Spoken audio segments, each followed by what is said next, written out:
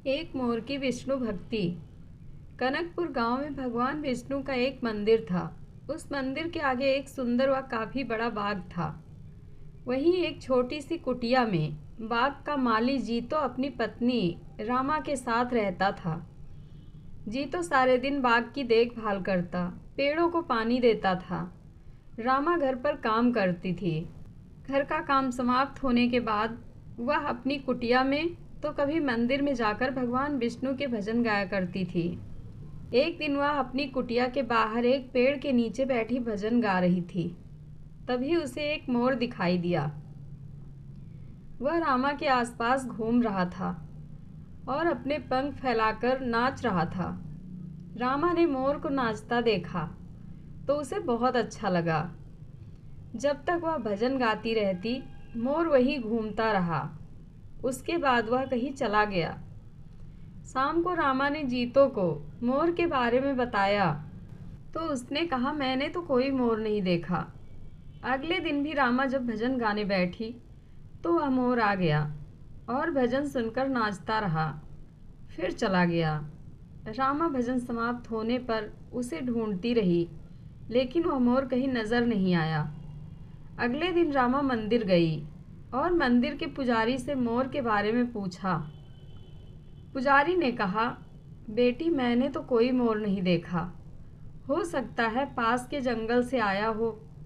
तब रामा ने कहा, लेकिन बाबा मैं जब भजन गाती हूँ वह तभी आता है और जैसे ही भजन पूरा हो जाता है वह चला जाता है, उसके बाद कहीं नजर नहीं आता।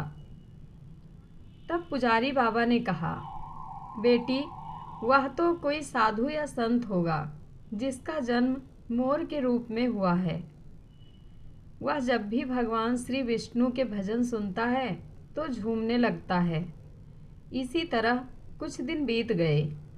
वह मोर हर दिन भजन सुनने आने लगा था। एक दिन रामा ने जीतो से कहा, वह मोर हर दिन भजन सुनने आता है, मुझे कुछ समझ नहीं आ रहा। तब जीतो ने कहा, अरे बाग के पक्षी हैं, उड़ते उड़ाते आ जाते हैं, ऐसे ही मोर आ जाता होगा। तुझे लगता है वह तेरा भजन सुनने आता है, हो सकता है वह खाने की तलाश में आता हो।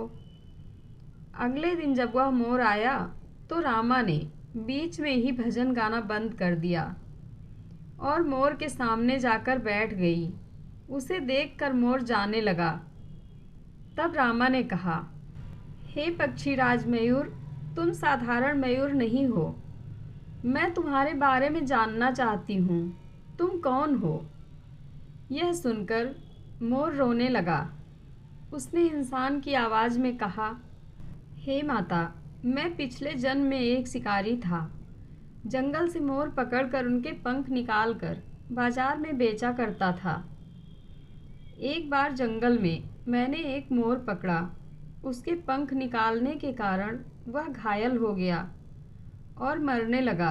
तब उसने मुझे कहा, हे दुष्ट शिकारी, तूने धन के लालच में न जाने कितने मोरों को मारा होगा।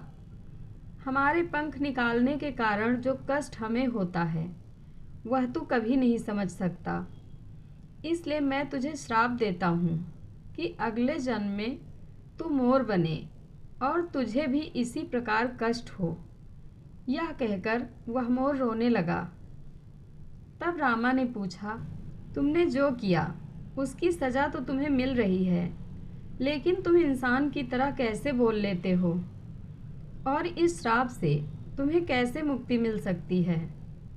तब उस मोर ने कहा, आज जब कोई मेरे पंख निकालता है तो मुझे बहुत दर्द होता है, लेकिन इन कष्टों को सहते हुए जब से मेरा जन्म हुआ है मैंने श्री हरि विष्णु नाम का जाप शुरू कर दिया।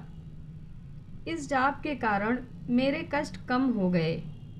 आपको भजन गाता देखकर मेरा मन नाचने को बेचैन हो जाता है। भगवान श्री हरि विष्णु की मुझ पर बहुत कृपा है। मैं कभी भी अपना रूप बदल सकता हूँ। यह कहकर वह सुंदर लड़के के रूप में प्रकट हो जाता है। उसे देखकर रामा बहुत खुश होती है और पूछती है, किंतु तुम किसी और को क्यों नहीं दिखाई देते? तब मोर रूपी लड़के ने कहा, मैं इंसान के रूप में रहता हूँ, किंतु जब कोई श्री हरि विष्णु के नाम का गुणगान करता है तो मैं अपने को रोक नहीं पाता और मोर के रूप में नाचने लगता हूँ।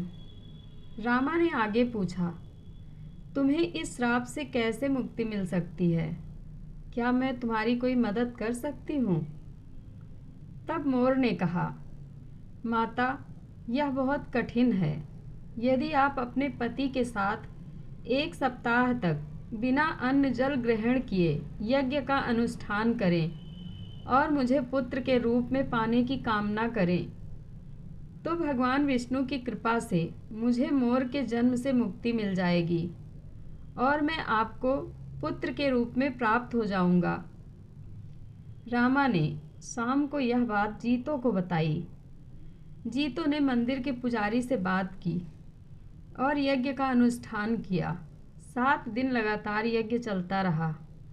7वें दिन यज्ञ की अंतिम आहुति के साथ मोर ने अपने प्राण त्याग दिए और 9 महीने बाद रामा के गर्भ से एक तेजस्वी बालक के रूप में जन्म लिया। जय श्री हरि विष्णु। दोस्तों, कथा अच्छी लगे तो कमेंट बॉक्स में अपनी राय ज़रूर दें। धन्यवाद।